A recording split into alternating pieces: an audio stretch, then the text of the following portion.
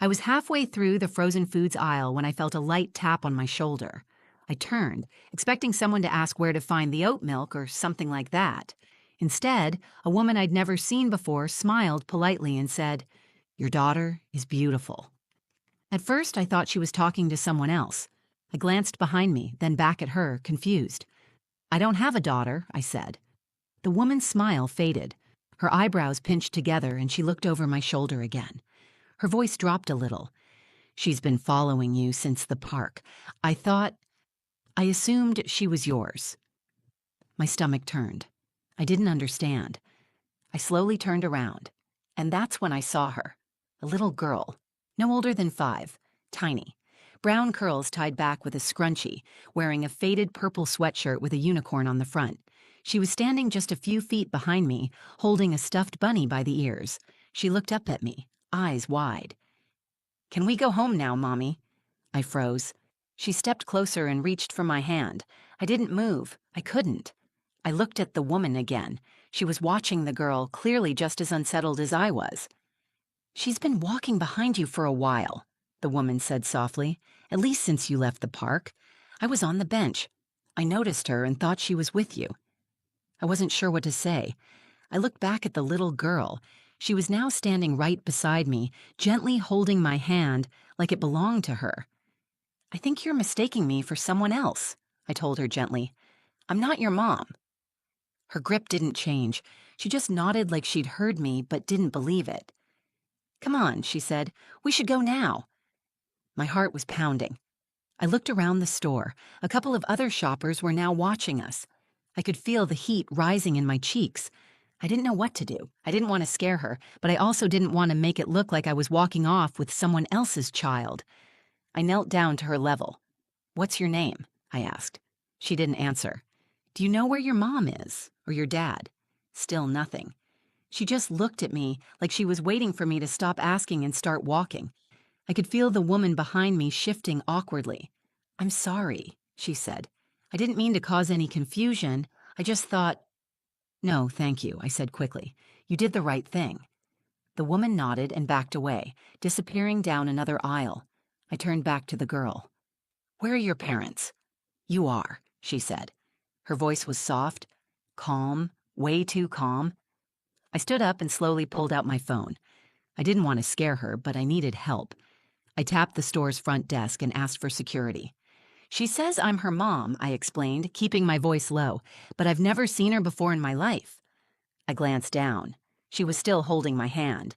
Sunday was supposed to be simple. I had a short to-do list and just enough energy to get it done. My mom, Denise, had asked for some groceries, and I was heading to the store anyway, so I figured I'd take care of it before lunch. I told her I'd be by in the afternoon with chicken, apples, and her favorite dark chocolate. She still insisted on Venmoing me the exact change every single time. Mom had hip surgery 5 weeks ago, and I'd been helping her ever since, bringing food, tidying up the house, driving her to physical therapy. She hated being helped, even more than I liked helping, but I did it. Not because I'm a saint, because she's my mom. She raised me on her own after my dad left when I was 8, and as hard as she was on me, she never stopped fighting for us, even when she didn't have much. So yeah, I owed her 100 grocery runs and then some. I parked my car outside the store, slid my keys into my jacket pocket, and grabbed my reusable bags from the back seat. The parking lot was only half full. It was that quiet window between early church crowds and the Sunday rush. Inside the store, everything smelled like lemons and fresh bread. I remember that clearly, which is strange now. I remember pushing my cart past the produce section, glancing at my phone to check Mom's text message one more time. She had added eggs and almond milk to the list at the last minute. I wasn't in a bad mood. I wasn't in a great one either. Just tired. I'd been working long hours from home for the past few weeks. I'm a web designer, mostly for small businesses. My latest client had been texting me at odd hours about color palettes. I hadn't had a proper day off in a while, and even when I wasn't working, I was on call for my mom. That's not a complaint. That's just how it was. I had gotten used to being alone. I lived in a quiet tree-lined suburb about 10 minutes from her house. I had no husband, no kids, no roommates. My house was small, but I liked it that way. It was peaceful, predictable. Kids were never part of the plan, not because I didn't like them. I did, in small doses. But motherhood never pulled at me the way it did some of my friends. I had a few nieces and nephews from cousins on my dad's side, but they lived in Texas. My closest family was my mom and my sister Angela, except Angela had been gone for 6 years. I don't talk about her much anymore, not because I don't care. It just hurts. She was 2 years older than me, wild, complicated. We were close when we were kids, but as we grew up, we became different people. She made a lot of choices I didn't understand. She got caught up in things she couldn't handle. She was brilliant but self-destructive, and when the overdose happened, I wasn't surprised. That's the worst part. I wasn't surprised. It was messy and sad and unfinished. There was no closure, just the hole she left behind. So now it was just me and Mom and the grocery store. And this ordinary Sunday, I moved through the aisles quickly. Apples, check. Eggs, check. Chicken. The rotisserie stand was fully stocked, thankfully. I picked out a hot one and wrapped it in another bag so the juices wouldn't leak. I was just about to head toward the dairy aisle when I noticed something small out of the corner of my eye. A little girl, standing just inside the entrance. She was alone. At the time, it barely registered. Kids wander away from their parents all the time in stores. I assumed she was with someone nearby. I didn't stare. I just kept going. I turned into the freezer aisle to grab Mom's favorite almond milk. It was the last item on my list. My phone buzzed in my jacket pocket, and I checked it. Another text from Mom asking for an update. I smiled, typing out a quick, almost done reply. She hated feeling like a burden. She always asked if I was sure I didn't mind doing all this. I was about to hit send when I felt the tap on my shoulder. It was so light I almost thought I imagined it. But then I turned, and a woman I'd never seen before gave me a warm smile and said, "Your daughter is beautiful?" Those words didn't make sense at first. I actually laughed a little, unsure how to respond. "I don't have a daughter," I told her. She looked past me. Her smile disappeared. Her eyes darkened with worry. She said, "She's been following you since the park." Everything inside me tightened, and when I turned around, that same little girl was standing there again, closer this time. She looked up at me with big brown eyes and asked the question that changed everything. "Can we go home now, Mommy?" Now, I didn't know what to do. She was still holding my hand like it belonged to her. Her tiny fingers wrapped around mine, steady and warm. She wasn't trembling. She wasn't crying. She looked up at me with quiet expectation, as if she'd known me forever and this moment was supposed to happen. I looked around the grocery store again. The dairy refrigerators buzzed softly behind us. The woman who had spoken to me earlier had disappeared. A man passed by with a basket of frozen waffles and did a double take when he saw us, probably wondering why a child was calling someone who clearly wasn't her mother, Mommy. I knelt down again, this time more slowly. "Sweetheart, I'm not your mommy," I said. "Do you know where your parents are? Did you come here with someone?" She stared at me. I couldn't read her expression. She wasn't scared or confused. If anything, she looked patient, like she was waiting for me to stop asking and start understanding. "My name is Lena," I said gently. "Can you tell me your name?" Nothing. "What about your last name? Or how old you are? Do you know where you live?" Still no answer. Then finally she whispered, "Eliza." Her voice was so soft I almost missed it. "Eliza," I repeated. "That's a beautiful name. Eliza, are you lost?" She hesitated, then shook her head. I paused. "Okay. Are you here alone?" Another shake. "Did someone bring you here?" This time she gave the faintest nod. "Who brought you?" "You," she said. My blood turned cold. She wasn't playing. She wasn't giggling or being silly. She believed it. I stood up and gently tried to release her grip, but she held on tighter. Not in a panicked way, just firm. Like she was afraid I would leave.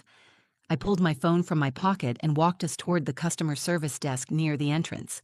I needed help. I needed someone who could figure out what to do, because I was completely out of my depth. The manager behind the counter looked up from paperwork. "Hi, can I help you?" This little girl says I'm her mother," I said. "I've never seen her before. She's not mine." Someone said she's been following me since the park. I don't know what to do." He looked over the counter at Eliza. "Has she said her name?" "She told me it's Eliza," I said, "but that's all. She won't let go of my hand." He gave a nod and picked up a walkie-talkie. A few seconds later, a store security guard arrived, a younger guy named Mitch. He was calm but serious. "Do you mind stepping into the office just for a moment?" he asked. I followed them with Eliza still holding my hand.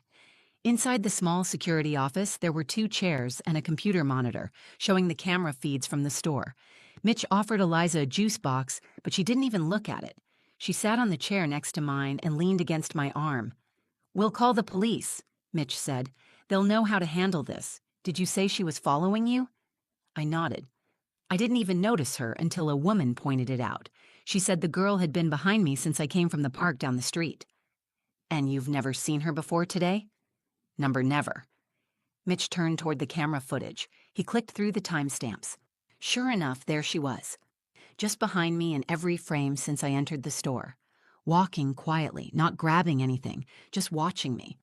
The police arrived within 10 minutes.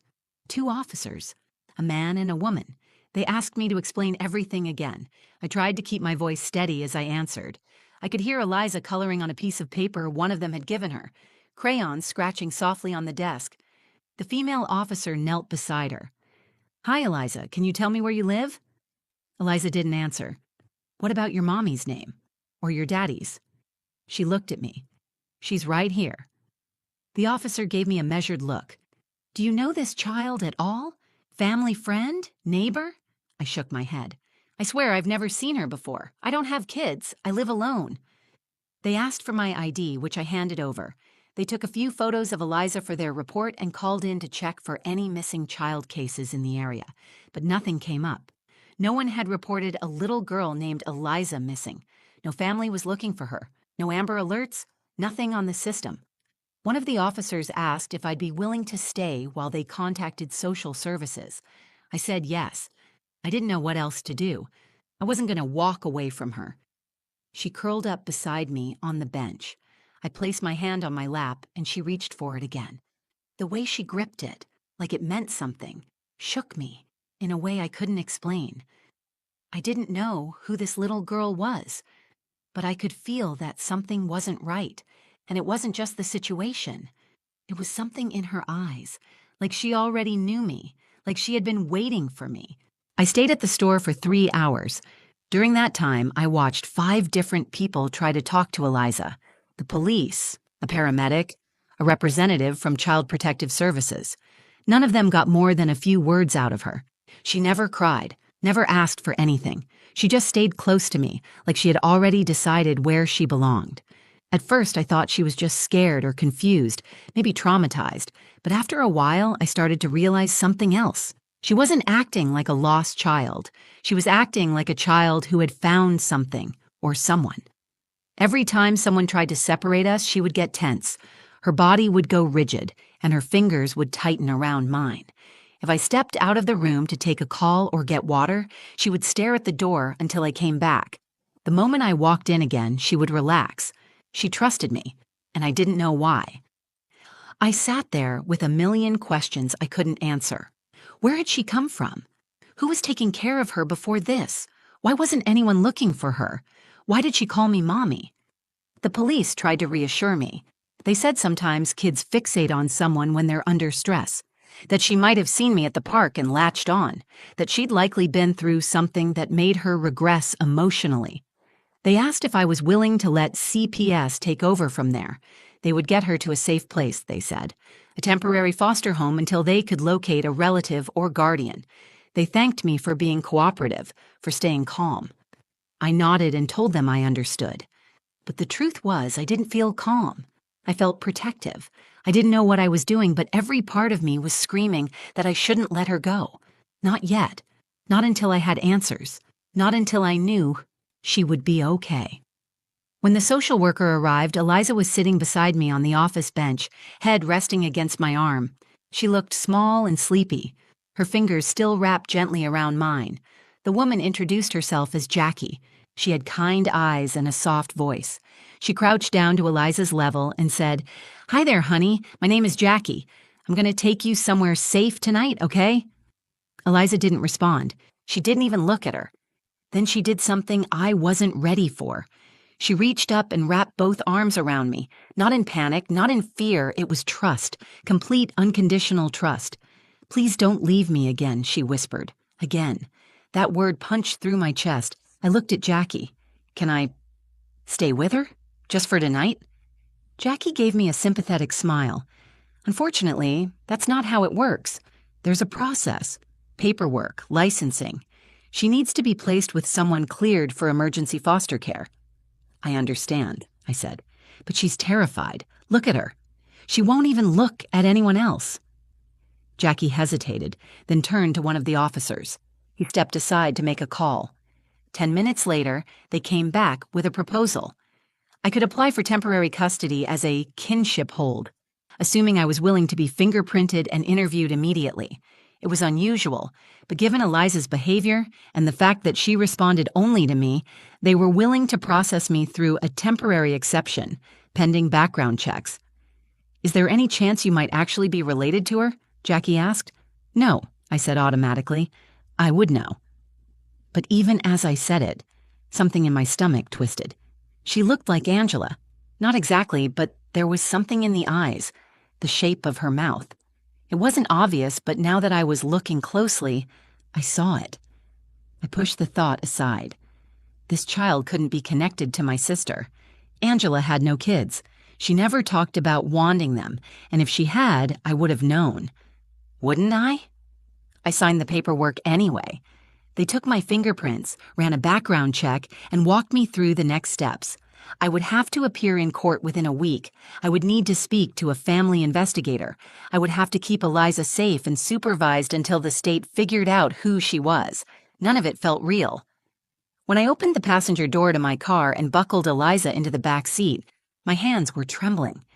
She looked up at me with sleepy eyes. "Do we live far?" she asked. I smiled, not knowing how to answer. "No," I said, "not too far." She leaned her head against the window. On the way home, she started humming, a soft little tune with no words. My throat tightened. Angela used to hum like that, all the time. I didn't sleep much that first night. Eliza curled up on the couch under a soft blanket, her stuffed bunny tucked under her chin. I sat nearby in the armchair, watching her chest rise and fall with each breath. My house was quiet, dimly lit, still.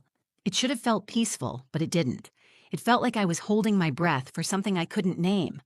The next morning, I got a call from Detective Carson, one of the officers who had handled the grocery store report. He asked if I could come in to answer a few more questions. I agreed, packed some snacks in a Ziploc bag, and loaded Eliza into the car. When we got to the station, Carson met us at the front desk and led us down the hall to a small, windowless room. He nodded at the other chair. "You can sit. She can stay with you." Eliza climbed into my lap like she had done it 100 times before. Carson pulled out a thin manila folder and opened it. "We ran the DNA sample we got from Eliza," he said. "We weren't expecting much. No national reports, no local matches in the missing persons database, but something came up we didn't anticipate." My pulse started to pick up. Carson looked at me. His tone shifted from formal to cautious. The system cross-referenced her DNA with people already in the database. It's routine. Usually nothing turns up. This time it did. I nodded slowly, unsure what to say. "You're not her mother," he said, "but there's a strong partial match." I frowned. "Partial? Enough to suggest you're biologically related, very closely." I stared at him. "Are you saying I'm, what, her aunt?" Carson nodded. "That's the most likely relationship based on the genetic markers. Half-sibling, aunt, close cousin. But given the strength of the match, aunt is our working assumption." I felt the words before I fully understood them. Angela. Angela had a child, and I never knew. My mind started spinning. I looked down at Eliza, who was now gently tracing the shape of my hand with her finger. I had spent years grieving my sister, angry at her, confused by the spiral she fell into near the end. She had gone in and out of rehab, made promises, broke them, swore she was getting better, and then vanished for months at a time. The last time I saw her, she was thinner than ever, wearing oversized sunglasses and hugging me like she didn't deserve it. She never said a word about being pregnant. "Do you know who her parents were?" I asked quietly. Carson flipped through the papers in his folder. Her birth certificate is missing from all formal records, but based on hospital notes tied to her Social Security application, her mother's name was Angela Whitmore. I pressed a hand to my chest, trying to breathe through the shock. She used her real name? Just her first and last. No mention of the father. It looks like the hospital that filed the paperwork may have been told she passed away shortly after. "She didn't die from childbirth," I said. "No, but it's possible she gave the baby up and told people she had a miscarriage or abortion." I felt like someone had taken a snow globe version of my life and shaken it until the flakes blinded me. All those years I spent grieving my sister, never once did I think there might be a piece of her still out there. A living, breathing child, a girl with her eyes and her humming voice. Eliza wasn't lost. She had been abandoned, and somehow she had found her way to me. "Where has she been all this time?" I asked. "Foster care?" Carson shook his head. "She was with a family in Eugene until recently. Friends of your sister. No formal adoption ever went through. The man passed away in a car accident last month. His wife tried to keep Eliza but suffered a stroke shortly after. No legal guardianship. The system stepped in." "And she ran?" "Somehow, yes. From what we can piece together, she may have seen your photos somewhere in that house. We believe she walked several miles, from the edge of the Park District, alone." I looked down at Eliza again. Her eyes were closed now, her thumb in her mouth, her small fingers tangled in the edge of my shirt. I didn't know how she found me, but she had.